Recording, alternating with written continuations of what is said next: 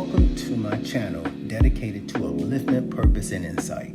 Join me as I share my journey from overcoming homelessness and multiple felonies to now multiple engineering degrees and becoming a lead avionics engineer at a Fortune 500 company. I will also share the spiritual tools that help me navigate life's toughest blessings and the lessons I learned. Plus, I'll take you on a field trip and introduce you to some of my soul tribe. Come along and dive into a life of spiritual bliss. Thanks for watching, and please don't forget to like, comment, and subscribe. Hello, everybody. Welcome to my second interview. Again, in the introduction to my interview, I said that I was going to introduce people that are part of my spiritual tribe. And Tamika, who is one of my favorite cousins here in Brooklyn, New York, is one of my tribe members. So go ahead, Tamika, introduce yourself. Name, career, kids, whatever you want to say. Hey everyone, my name is Tamika. I hail from Brooklyn, New York. I am a mother of 3 boys. I work in education, and I am currently working in school building leadership. So I am an assistant principal of special education. I love what I do. I have lots of hobbies and creative things that I like to do, but for the most part, I'm just a lover of all things girly, and I have amazing family and friends, and I'm happy to do this interview right now. Okay, so first question. What do you see the difference? No, tell me your definition of spirituality and religion. I wouldn't say I have a definition for either one, but I do feel like there are differences. Meaning? And so I do believe that spirituality is less restrictive, okay, in some ways than religion. And I think that spirituality, as opposed to religion, allows you to focus more on your true feelings, your true identity, feelings, as it relates to the world and the universe around you. Whereas religion, you're tying your identity and your way of being to the demands or definitions or rules of someone else. Or something. Okay, so or something else. So an example would be, let's just say, for shits and giggles, being gay. Me being gay. So in that respect, is it, or you, what you're saying, and correct me if I'm wrong, is it saying, okay, if I'm gay, or when I realize that I'm gay, is it, with spirituality, is it me identifying as that and say, okay, I'm gay, okay, let me explore this more without the fear of that I'm going to go to hell, that it's bad, that I'm going to be hated for it, versus saying, okay, this is me, let me explore it. It's not good, bad, or indifferent. It's a part of me, and being acceptive of that part of me, which religion may think differently. I don't know. Is that what you're, so put it in your own words, or is that similar? I think that's exactly, if you were providing an example, that's exactly what I mean. Okay. Right, because being a gay man, right, and thinking about religion, there's lots of rules associated with it. And you are examining yourself, analyzing yourself, judging yourself according to those rules or those doctrines. But that's not only homosexuality, that's like everyday life though, right? Because it's like the Bible tells certain things, how a man should act, how a woman should act. So even those basic things, it's like, and I know you and I had the discussion on the a man providing, you know, things in the Bible. I don't know. I haven't read the Bible, but if the Bible's saying that a man should lead and a woman should follow, you know, and those things. So it's like even everyday life, you know, not with being gay in this versus, okay, well, what's wrong with both of us leading? You know, and as you and I discussed, leading can be in different ways. Yeah. You know. Yeah. So everyday life, the way I look at it, because it can be very controlling. Yeah, for sure, everyday life. But I think that since we're using being gay as an example, that adds an extra layer to it. It does. It does. It does. It does. Almost an extra burden. I go as far as to say. Okay. Yeah. I see what you're saying. I see what you're saying, because it is a burden, being that religion teaches you that it's wrong, or yeah, you're almost like a social deviant, right? It's almost like a, you know, okay, social deviance. Yeah, and actually that's one of the things that some people equate homosexuality with, is these people, or men in general, gay men, having all of this sex with one another, and so let me keep my child safe, because they're going to want sex from my child. And it's really interesting, because getting demonized for being gay, but yet heterosexual men, do they get demonized for having 10 kids with 10 different baby mamas? Right. Or do they get demonized from not having kids and not taking care of them? Yeah. You know, so it's really one of those things that I just look at like, damn, that's interesting. Yeah. You know, that type of behavior is accepted and passed over. Yeah. You know. Yeah. I also feel like it's a bit unfair too.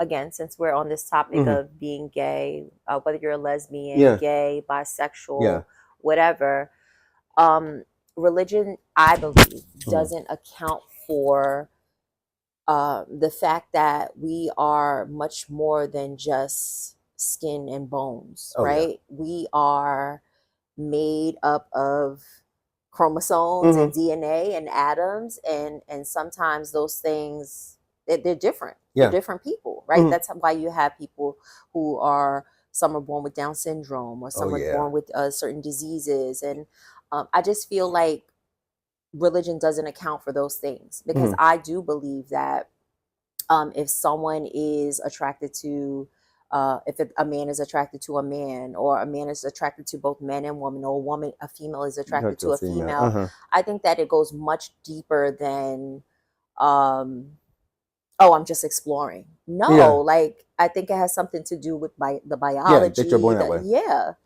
And you can't help that. Right? You can't help that. And so I don't think that religion accounts for that. And I think that makes it kind of unfair. Yeah. So they actually, I remember just talking to you about reading this book called the Gilgamesh Epics, which predates the Bible like 3,000 years. Yeah. So in that Bible, they have a story that's similar. I believe it was it Moses? Somebody was looking on, Moses' son was looking at his naked body or something in the Bible. Something similar to that story is in the Gilgamesh Epic. But it wasn't, oh, you're going to be cast out. It wasn't a sin. It was a discussion. Yeah. And so it's just interesting how sometimes when Christianity gets a hold of things, it turns into a punishment of something versus saying, okay, well, this unconditional God loves me unconditionally with no conditions. And so it's saying that if you're this, you're going to go to hell, but that's with a condition, right? Yeah. So how can it be unconditional if that's a condition? Yeah. You know, which I just don't understand. But next question that I have for you.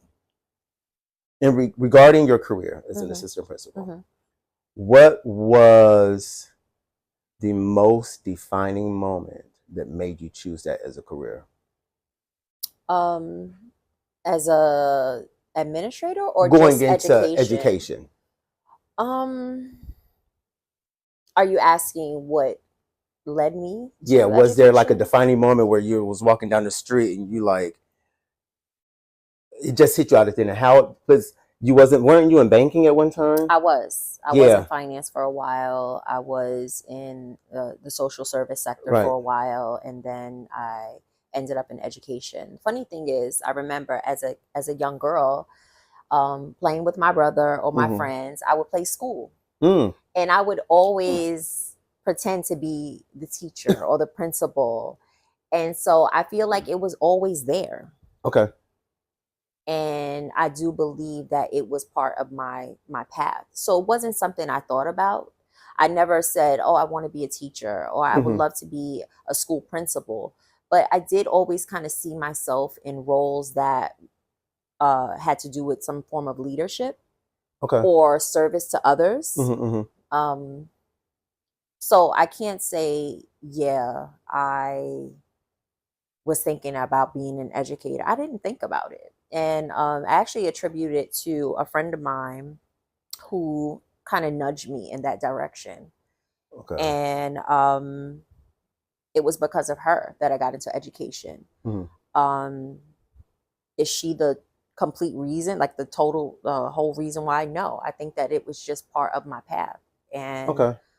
yeah. So how did she nudge you? So because I know you do also have a son that Mm-hmm. you know um, slightly autistic, Mm-hmm. or so did that help your decision at all to say, you know what, this is interesting because this is impacting me personally. Mm-hmm. And as you got into it, was it like, damn, a lot of people can learn from this? So now I'm really more excited about this aspect of it. So did that impact your decision at all? That was a part of it. That was a Okay. part of it. It wasn't a huge part of it, but it was definitely it played a part. Okay. I've always loved children. Yeah. I've always loved working with children, and I love to learn. And I don't Mm, think people realize how much learning is involved with being an educator. Like, yes, I'm teaching, but I'm also learning from the the kids that kids. I Okay. teach, and I'm learning about myself every day, right? Yeah. Because you're challenged every Hmm. day, and I love that about it. And I do feel that being an educator requires you to be a lifelong learner, That's and I interesting. love that part of it. I love that. And it I think that it really didn't hit me until I actually, maybe 2-3 years into the profession, and Okay. I saw the impact that I Hmm. had on the children. And it filled me with so much purpose. It Ooh. was an amazing feeling. Was it challenging? Yes. But I Okay. was filled with so much purpose. Okay. So, again, to go back to your question, I just feel like it was something that was definitely some divine guidance. Like, Hmm. it was part of my path. And I just always go back to that, me being that little girl and Yeah. pretending to be the school teacher and Hmm. to Hmm. pretending to be a principal. So, yeah. It's interesting that you say that teaching requires you to also learn, Yeah. because I look at that in everyday life, Mm-hmm. right? Because we never stop learning Mm-hmm. as an individual. Mm-hmm. You know, you never stop getting better. Mm-hmm. Growth is not a one stop shop. You know, Yeah. you get it and you're done. Yeah. It's an ongoing process. Mm-hmm. So we're all, in regards to that, so we're all some sort of teacher and learner, Mm-hmm. and student. Um, but it's amazing how you took it to a different route, Mm-hmm. which is because I see how you are with your kids Mm-hmm. and how nurturing but yet stern Mm-hmm. you are. And you actually take time to explain, Mm-hmm. and how that teaching, and then also how they come to you with things for you to learn. Mm-hmm. And so, and that was one of my other questions, is how has your personal life, being a mother, being a daughter, being raised around all boys, Mm-hmm. influenced your teaching, and how has your teaching influenced your Oh life gosh. as a mother? Um, that's an amazing question that I wasn't prepared for. um, Well, I can think of a couple of ways, well, especially with, go go ahead. ahead. No, especially with your son Mm-hmm. that has the needs. Mm-hmm. It's like, damn, this is hitting me firsthand. Mm-hmm. So now I know how to deal with it. I know going through all of that to get him to where he's at. Mm-hmm. Now you know the certain steps to take, Yeah. you know, and then also dealing with 3 different souls Mm-hmm. in this house. Mm-hmm. That's comprised of, that's what student life is. Yeah. You have to learn how to deal with each one individually. Yes, you do. You know, you have to know your children as individuals and raise them accordingly. Yeah. And I just think that being a mother requires you to be nurturing, Mm-hmm. right? And so, yeah, I think that manifests it directly into the classroom. When I'm in the classroom, I'm not just an educator. I do feel like a mother, quite often. Yeah. I mean, these kids are spending probably the majority of their time inside of the classroom with me or in school. That's where they spend most of their day. And another very important aspect of teaching, of being an educator, is not just teaching them, but you're protecting them. Parents send their kids to school with the idea that my child is going to be protected while they're in that school building. And so that adds another layer. And as a mother, I'm very protective of my children. Yeah. And so it's like a direct correlation. Okay. I can see that. So then when you're at school, how has your job impacted your home life as being a mom? I think it's impacted it in positive ways. Yeah, exactly. Yeah. I mean, the schedule, right? My schedule aligns with my children's schedule. Okay. Which makes everyday life a little bit easier for me. But I'm also able to empathize with the parents of my students. Okay. Right? Because I'm a parent. Okay. Right? Yeah. So I'm not just an educator, I'm a parent. So I'm able to empathize with the parents. But I'm also able to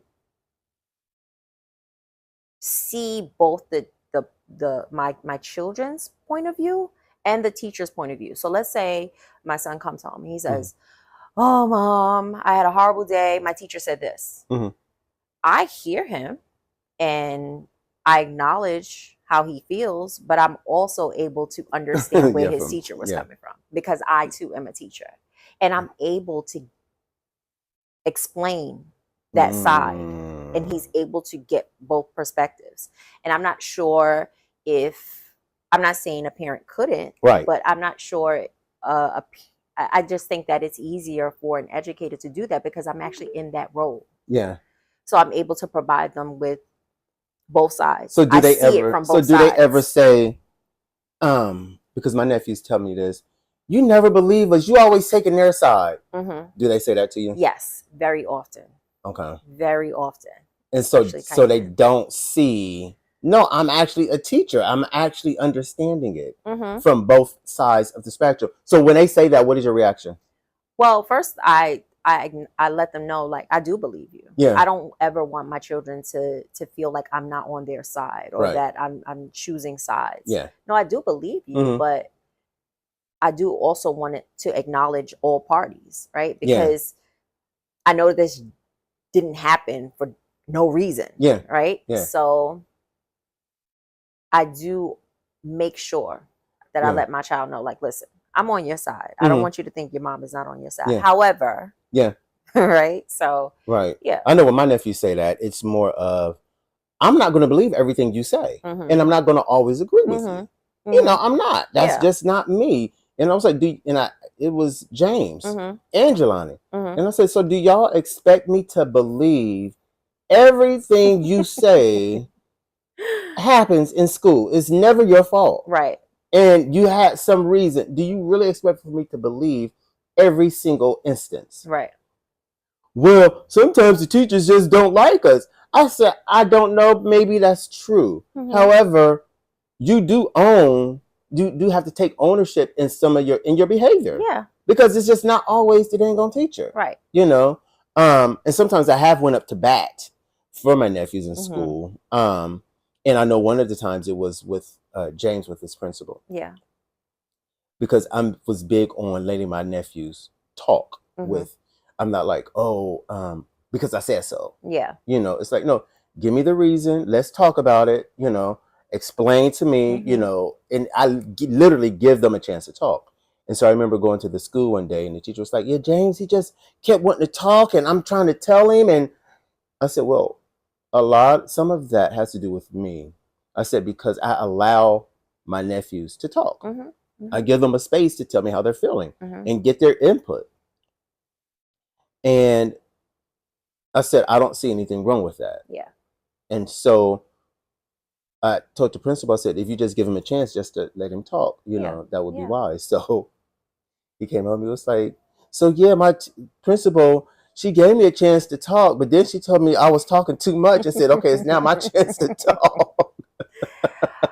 I mean, I think it's wonderful that you go to bat for them, Yeah. because another thing that is important to remember is that educators they're just human, Yeah. and they They're have all flawed. Yeah, flaws. exactly. They're not Yeah. perfect. They're not. There's No. bias, there's trauma, Hmm. and they get stressed, and they suffer from mental health, and so they're not robots. They're human Yeah. beings, and they're not perfect. And I think that people assume that because they're in these positions that they are always right, Yeah. or so But that's just like the whole doctor thing. You think that your doctor is supposed to know everything, exactly. and you take it, and rightfully so. I understand it, but you can even pull on that thread even more, and Hmm. even go into religion about your pastor. Yeah. Oh, my pastor said if I drink toilet bowl water, I'm going, the angel's gonna come to me, and I'm gonna have the best life, and I'm gonna get the Holy Ghost.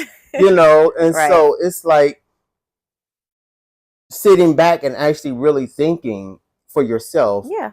and saying, okay, does this make sense? Yeah. And so no, I definitely get that. So let me ask you this: are there any downsides to teaching? Other than the pay.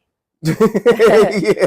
I mean, I live in New York City, and relative to other states, it's a pretty decent salary, right? Hmm. Depending on your lifestyle. Yeah. But that is one of the Yeah. many complaints Yeah. of being an educator. We're not paid Okay. enough for what we do. Yeah. Um, it is a challenging job.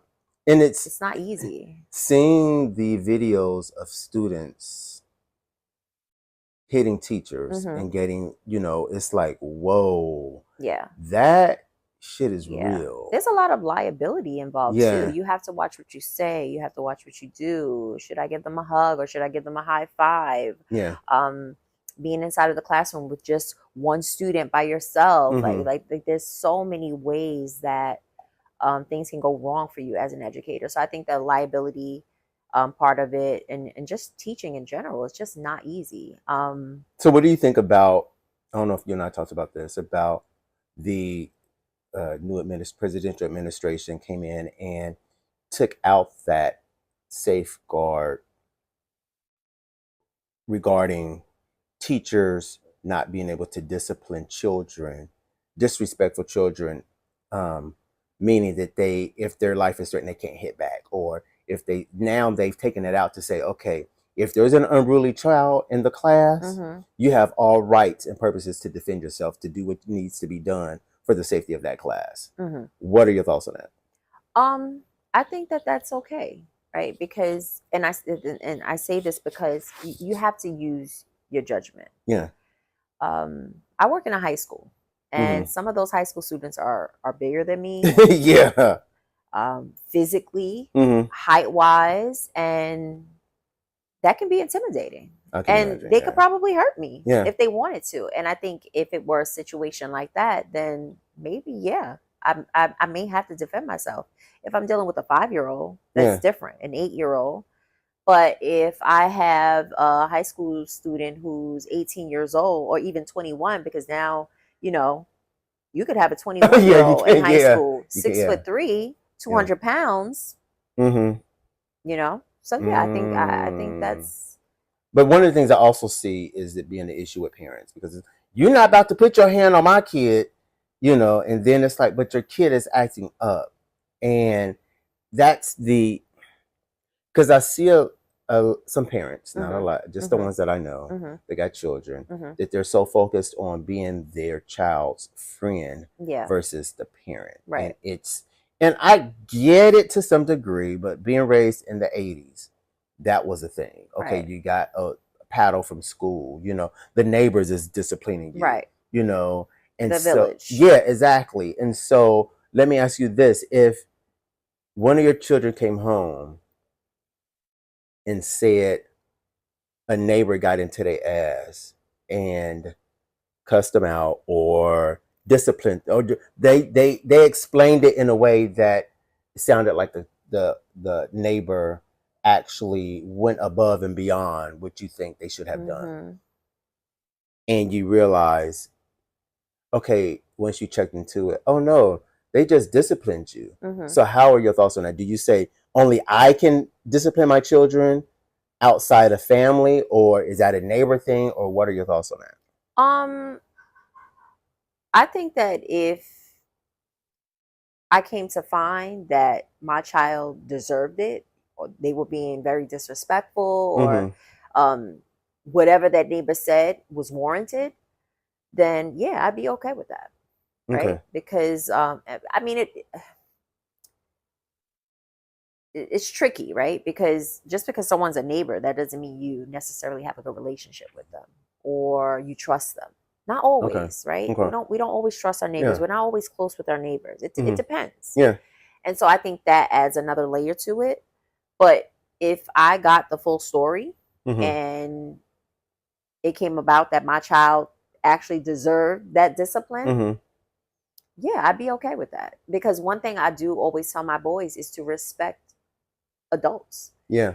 And that's just something I think is so important.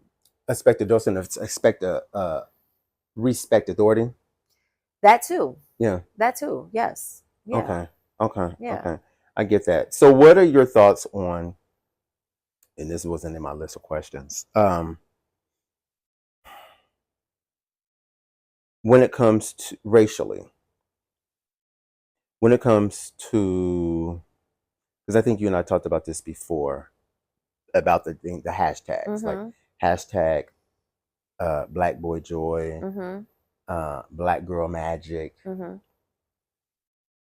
and if someone of a different culture, Caucasian, Mhm.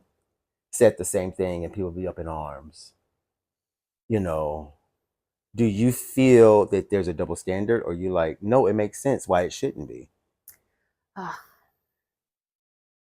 it's weird because I kind of agree with both, Mm-hmm. if that's possible. I think that this is just how I feel. I Mm-hmm. think that Black people, because of our history in this country, um, that yeah, we should be able to celebrate ourselves Mm-hmm. in a somewhat different way because our experience is very different. However, I could totally see how it would be viewed as a double standard. Yeah. So I see both. Like I don't know if I could straddle the fence here. I'm totally for it. The black girl magic, the black boy joy. But if someone felt like someone of another race Mm-hmm. felt like it was wrong because they couldn't do it, I could, I understand, but But see, I don't agree with the hashtags why? because if I see a group of Black women together Hmm. enjoying themselves, it doesn't need to be stated. I see it. Right. If I see a group of Black men enjoying themselves, taking pictures, Hmm. it doesn't need to be said. I see it. Hmm. You all are Black women, Black men enjoying yourself, you know. and had the hashtag, I don't get it, because it's, again, I see it, and it's just like when I look at the news on yahoo.com, and I go straight to the yahoo.com news, and it says, has a picture of a black kid shot. Okay, well, we already see he's black. Why you got to say it? Uh, black kid gets slammed by. Okay, we already see he's black. Why you got to keep the race baiting? Yeah. And I see how media does that. But that's what this, and I always tell you this. Mhm. I just feel like race is, it's just, it's everywhere. This country is just rooted, our world, everything involves race. I just truly believe that. I don't agree with everything involves race, because there's a lot of things. I don't know what a lot of things are. I know, and no, I don't know, because if I look at my life, and my life is different, has there been moments of racism towards me somehow? Mm-hmm. I never even thought that certain things in my life was part of that. Mm-hmm. And as I get older and on my journey, I don't even use that as a justification. Mm-hmm. I just say, okay, shit wasn't meant for me. Right. So something else is going to happen. Unfortunately, that's not everyone's experience, though. But see, and this is the thing with us. A lot of us say it's a race thing, and it's not. And it's like, no, but you just a fucked up person. Mm-hmm. It don't got nothing to do with That's race. True. That's true. That's totally true. You just screwed up. Yeah. And it's also, because we can say Hispanic, black, whatever. Oh, I can't stand that white MFer. Mm-hmm. Oh, I can't stand that white whatever. But if somebody Caucasian says that they can't stand a black MFer or Hispanic, they're going to be called racist. Mm-hmm. And it's like, but hold on, why can't they dislike you? They don't gotta like you, right? And it's just like, whoa, why does it go there? Well, you tell me, why do you think it goes there? If I had to think hard why we think that it does it, why does it go there with, if a Caucasian person says that they don't like somebody black? I would say that we're just quick to pull the race card. Why? I really don't know. I don't know if it's something that race may have played a part in some things in the past, and may have, or have played a part in the past.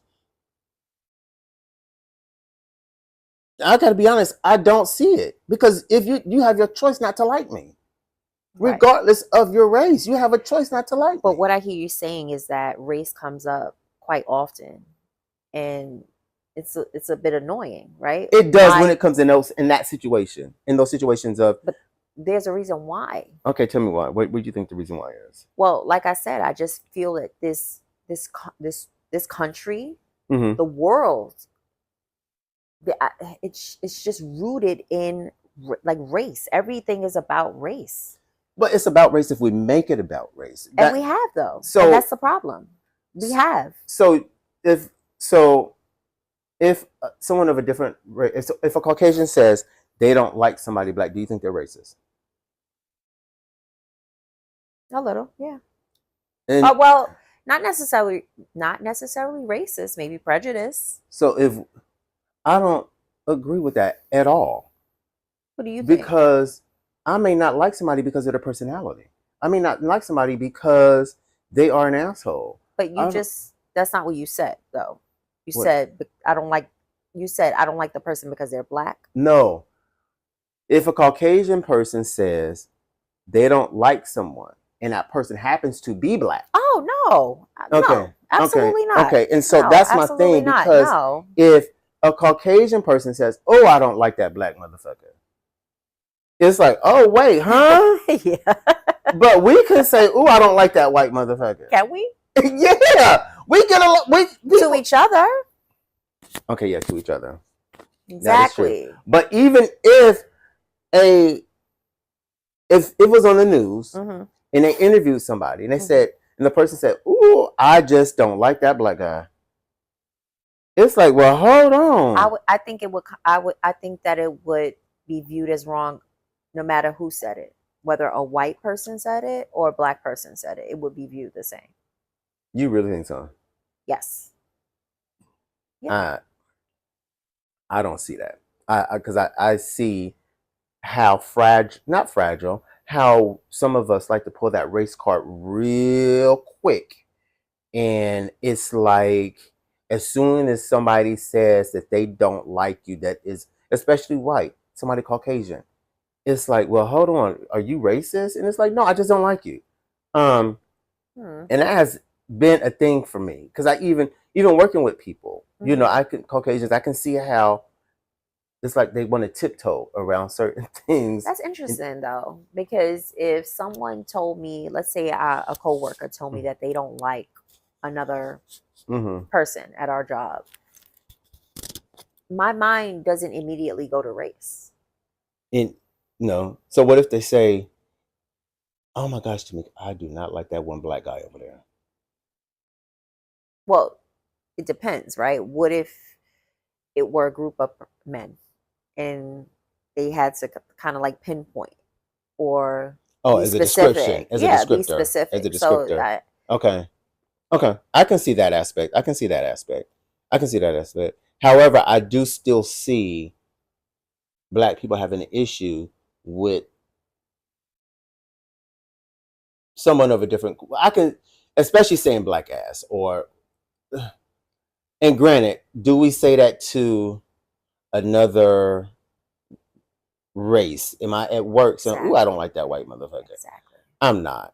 Exactly. And I don't even think I would say that to a Caucasian person about a black person. I'm like, "Oh, you know what? I don't like that black motherfucker." Exactly. I just won't. Certain things I just won't say. However, I do see that as being a double standard because it is.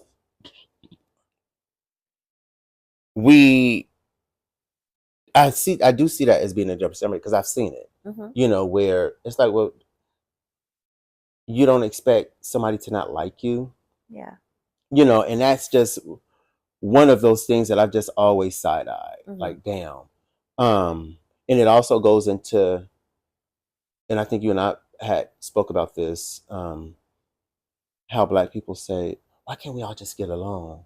Why can't we all just, if black people got along so much, oh my gosh, the world, would end world hunger, it stopped the tsunamis, it'll stop everything. But they don't say that about Asians because Chinese don't like Japanese. Right. Koreans don't like such and such. And then they don't say that about the Hispanic culture because Puerto Ricans and Mexicans and Spanish think they're dominant. So it's like, why is it that it's okay for that, but not for us? Right. Because I think within every race or culture there's crime against each other. The way that and it's like, okay, but. And not crime, violence. Yeah. Towards one another. And it's also shown even before we got shipped over here, it was on the continent. Tribes was killing each other that had the same skin tone. Yeah. So, we still see it in our world today. Yeah. And all over the world. It's one of those things when we say, oh my gosh, we just killing each other. We getting along. And it's like, okay, I get what you're saying, but that's not realistic. But or is it in a small? Are they saying that other races are not killing each other, or are they just they don't? It's not, and I think some of it also could be because that's just what media shows. Because media is not going to show as much crime coming from other cultures as it is just for black culture. It's more sensationalized, Why however they do sensationalized? However they do, like even when you look at a lot of the mass shootings, it's been by Caucasian men. Yeah. And so, but yet I think also has a lot to do with media. It has a lot to do with movies. Because that's when you see movies, Mm-hmm. especially in different cultures, and when the movies are getting shipped to other cultures, it's these type of movies. And Yeah. so I think it just plays into that stereotype that this is what they do. They Yeah. kill each other. And I've actually even seen some people, know some people that comes from other cultures, and when they said before they come here, their family tells them don't socialize with this people Yeah. because this is what we see on TV. Yeah. So I think it just plays into a stereotype. I think it also has to do with the fact that the experience of a black person in America is quite different from the experience of, let's say, a white person or a Hispanic person. And because our experience is so different, because we have to kind of go about the world, not even the world, we have to go about life here in the United States in such a way where we almost have to kind of, I want to use the right word, we have to be on guard, or we have to watch what we say or how we speak or how we wear our hair. All of Mm. those things, because of all of those things, I think that when we see so much black on black crime, it makes it that make that makes it more sensationalized. It's not other people sensationalized. It's because of our experience. Like, we already have to deal with hate from everyone else, you know? And I think what I think also plays a part in that, to be honest, is when you look at certain neighborhoods, Mm-hmm. it's predominantly black, Mm-hmm. and some of that can be set up purposely. Mm-hmm. So if you're in this one environment and it's killings, Mm-hmm. yeah, it does seem like it's black. Everybody's in there black, Mm-hmm. So I can see that relation because it's going to happen, you know. I just see it. I just see it differently. I just see it as we just have such an interesting history and such, and still to this day, black people just have an interesting experience here in this world.